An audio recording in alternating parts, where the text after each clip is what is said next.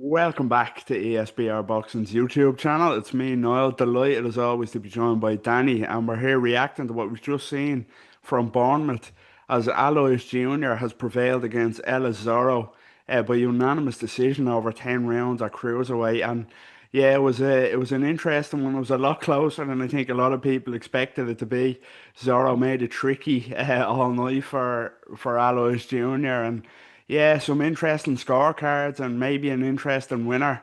Danny, I hope you're well, first of all. Let's jump straight into it.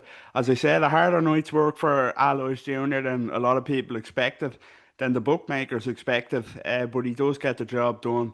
How did you score that one? It was a close fight. How did you see it? Yeah, I actually had the fight scored a draw, although I did think if anyone won it, it was Aloys Jr.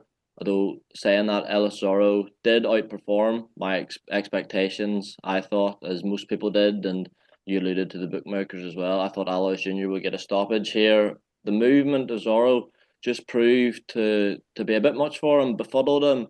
Although I thought the commentary was maybe giving Zorro a bit more credit than I did. I thought he was defensively very good, though I didn't think he was landing a great deal of his own. So you look at scorecard about 98, 93, you're only giving Zorro, what, a couple of rounds and a share of one. That's perhaps a bit harsh, but, offensively, he wasn't offering a great deal. Alloys, although he was disappointed and a bit one dimensional in there, I thought he was forcing the fight, and even if he was hitting gloves and hitting Zorro's back, he was doing more for sways of the fight than Zorro was. So yeah, one goes off there.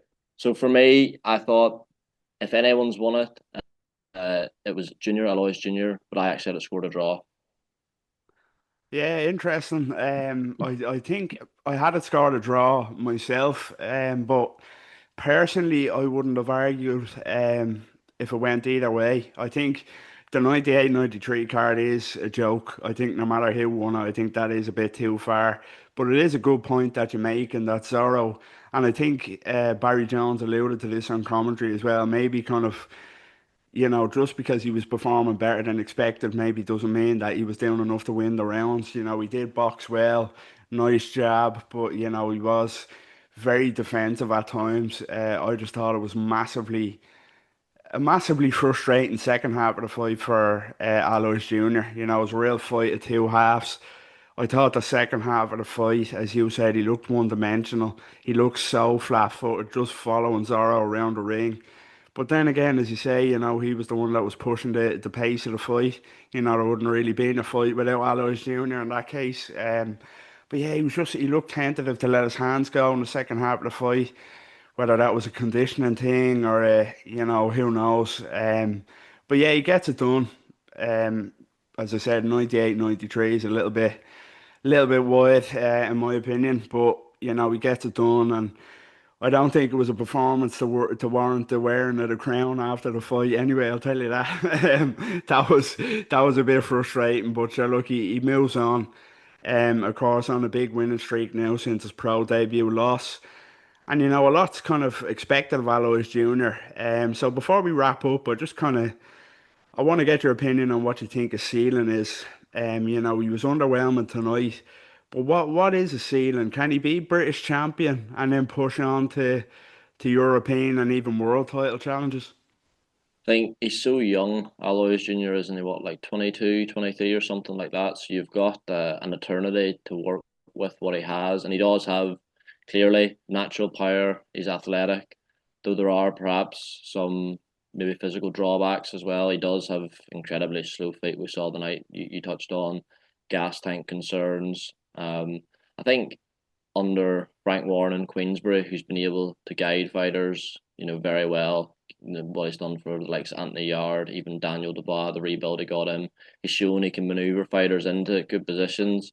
I think Alois Jr. will become British champion, although maybe a bit slower than we've been told. I think a fight with Vidal Riley's way too big a step at this stage. I think Vidal Riley would have made the version of Alois Jr. we saw tonight look a bit stupid, and I think he would whitewash him on the scorecards. But in time, I think he can get there. Can he become a world champion? Cruiserweight division's traditionally never been the strongest division. So you look at when the likes of Jai Opataya moves up, when Zurdo Ramirez calls it a day, Aloys Jr. will be one of the names that's right there. And because of Frank Warren's promotional nous and the relationship he's got with the WBO in particular, I would not be surprised if we see Aloys Jr. fight for a world title one day.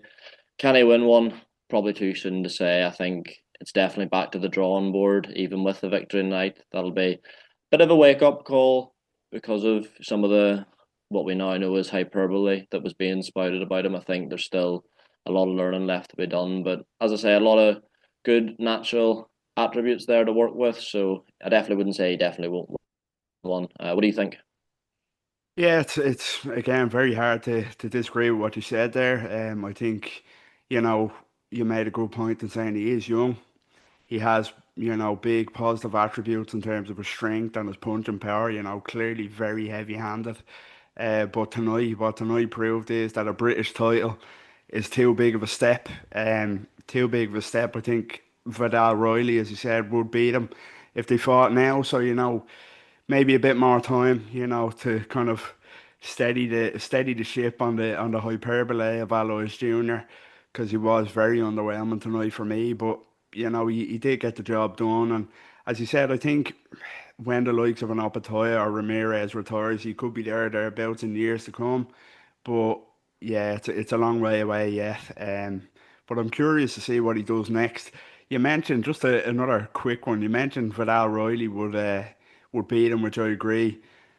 Would he beat Chev Clark? Is that another too big of a step up for him? It's a better style for him because Shev's another fighter who's got pretty slow feet. Shev's obviously got a bit more amateur pedigree. I would still wait a bit for that, although that's maybe the next sort of name you target as a step. Obviously, Frank and Eddie working a lot more cohesively, a lot more closely these days. So it's definitely a makeable fight, potentially one you could see on another 5v5 card if that's something that happens. I think that is, as I say, a more suitable matchup, a more favourable matchup for Aloys Jr. And if that was to happen maybe next year, I think his freshness could maybe prove a bit too much for Chev Clark. But in saying that, I don't know if a fight with Chev Clark addresses the holes in your game, although it's perhaps those are the fights you want to target. That's a fight I like more for Aloys Jr. than a Vidal Riley, definitely. Yeah, 100%. I do think that is the name to target, before a British title fight. And as you say, his freshness could get it done, but I don't know. I'd still have to maybe edge Clark, but it is a good fight. I'd be really interested in seeing that fight. But that's for another day. That was just myself and Danny reacting to what we've just seen from Bournemouth, as Aloys Jr. has won a very close decision, unanimous decision against ELLIS ZORRO in a tougher night than a lot of people expected for Aloys Jr. But yeah, gets it done, gets in the win column, and moves on to bigger things. So yeah, let us know what you think in the comments. How did you score that fight, most importantly? What did you make of the 98-93 card and Aloys Jr.'s performance? And yeah, what do you think his ceiling is? British title, European title, or beyond that? Let us know. Get involved down below. And as always, don't forget to drop a like on the video first of all. Subscribe to our YouTube channel, ESBR Boxing, if you're not doing so already. And follow us on all social media platforms. Danny, it was a pleasure. Take care. Cheers now. Cheers, folks.